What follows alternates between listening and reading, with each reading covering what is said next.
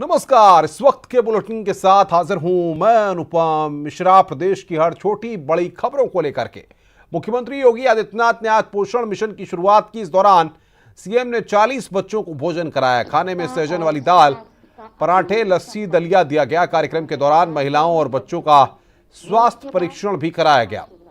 इसके साथ ही 11 से 14 साल की किशोरियों को पोषण पोटली भी दी गई।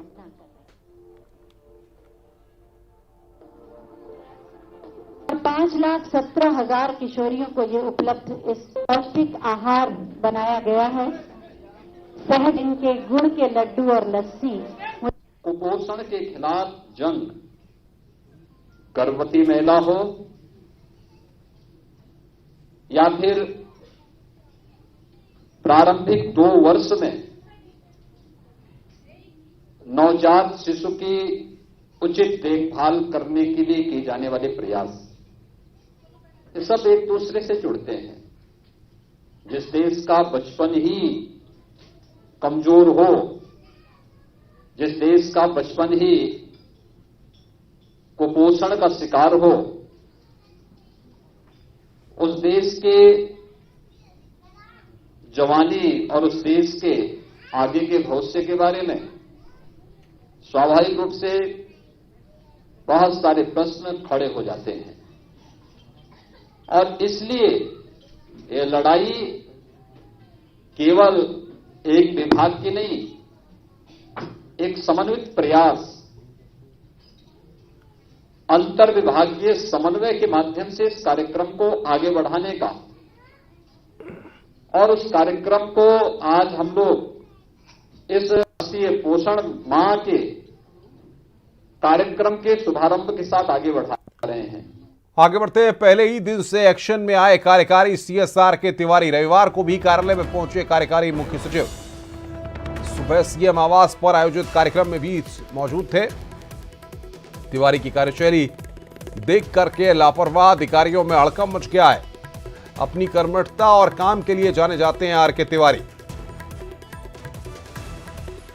तो सुबह सीएम आवास पर जो कार्यक्रम था उसमें भी तिवारी जी पहुंचे हुए थे और उनकी कार्यशैली को देखकर लापरवाह अधिकारियों में हड़कंप मचा हुआ है।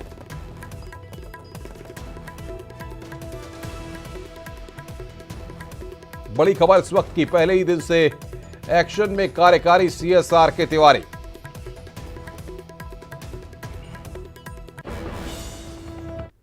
आगे बढ़ते हैं। कलराज मिश्रा बने हैं राजस्थान के राज्यपाल। भगत सिंह कोश्यारी बने हैं महाराष्ट्र के राज्यपाल। बंडारू दत्तात्रेय को हिमाचल का गवर्नर बनाया गया है। आरिफ मोहम्मद खान केरल के राज्यपाल बने हैं। तमिलसाई सुंदरराजन तमिलनाडु की राज्यपाल बनी हैं।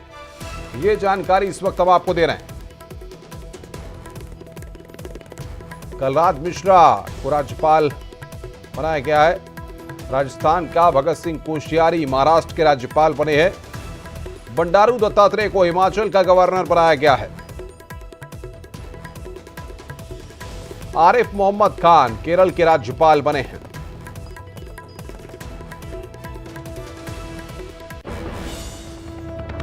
आगे बढ़ते हैं। प्रयागराज जिले में बच्चा चोरी का एक संदिग्ध मामला सामने आया है। बताया जा रहा है कि शनिवार को स्कूल जा रहे एक बच्चे को साबुन बेचने वाली गाड़ी के एक चालक ने अगवा कर लिया।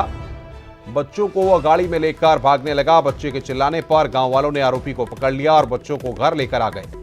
सूचना के बाद मौके पर पहुंची पुलिस ने बच्चों से बातचीत की और उसके बाद मुकदमा दर्ज कर कार्रवाई में जुट गई है। पूरा मामला मेजा थाना क्षेत्र के अमिलिया गांव के स्कूल के समीप का बताया जा रहा है।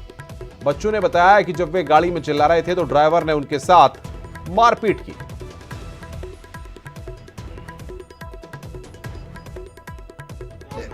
ए बाबा के मारे रहा ये गाड़ी वाला। आ? समाजवादी पार्टी के नेता आजम खान एक बार फिर मुश्किल में घिरते नजर आ रहे हैं। ताजा मामला मकानों के फर्जी आवंटन से जुड़ा हुआ है।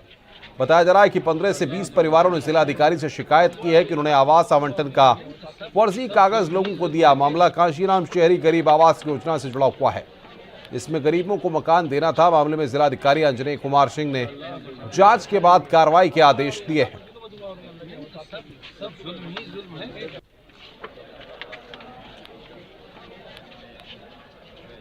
कल हमारे पास ये मामला आया था यहाँ पे और जिलाधिकारी महोदय को शिकायत में मिली थी, जिसमें लगभग 15 से 20 के बीच में संख्या है और उनकी हम जांच करा रहे हैं।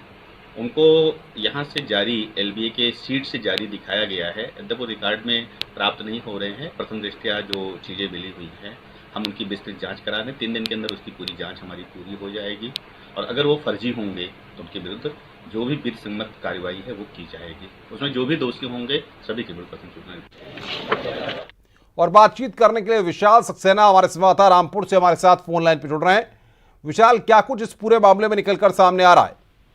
देखिए अनुपम, मैं आपको बताना चाहूंगा कि आजम खान पर एक के बाद एक आरोप लगते जा रहे हैं। अब उन पर एक नया आरोप लगा है कि सपा शासनकाल में 2016 में उन्होंने सपा कार्यालय से जो काशीराम शहरी गरीब आवास योजना है उसके तहत 15 से 20 जो मकानों के आवंटन जो परिवार को दिए थे वो फर्जी तरीके से दिए थे, जिनका सरकारी ऑफिसों में भी कोई रिकॉर्ड नहीं है, जिसको लेकर के परिवारों ने जो है अब जो डीएम से शिकायत की है और डीएम जो है उन्होंने ये कहा है कि अब जांच के बाद जो है जो कार्रवाई जो है वो मतलब आरोपियों पे की जाएगी। तो कहीं ना कहीं देखा जाए अब जो आजम खान है उन पर एक मकानों के आवंटन के जो घोटाला है उससे भी आरोप लग गया। जी, लेकिन सवाल यहाँ पर ये लगातार जिस तरीके के मुकदमे आजम खान पर दर्ज हो रहे हैं, लगातार लोग भी अब सामने निकल करके आ रहे हैं। जो लोगों के साथ गलत हुआ है, जिन लोगों की जमीनों को हड़पा गया है, वो भी आकर के अधिकारियों को अपनी बातों को बता रहे हैं।